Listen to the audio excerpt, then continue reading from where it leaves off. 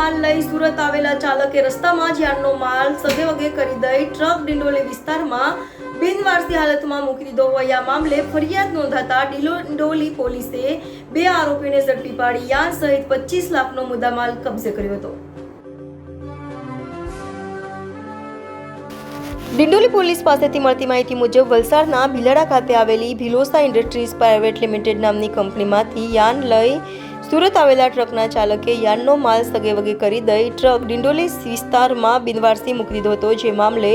Dindoli police મથકે ફરિયાદ નોંધાતા ડિંડોલી પોલીસે લાખોના સગેવગે કરાયેલા યાર્ડના 25 લાખના જથ્થા સાથે રિંકુ મુન્ના ખટીકને ઝડપી પાડી તેના સાથીદાર કમલ રાધેશ્યામ તાપરિયાને પણ ઝડપી પાડી કાયદેસરની કાર્યવાહી હાથ ધરી હતી।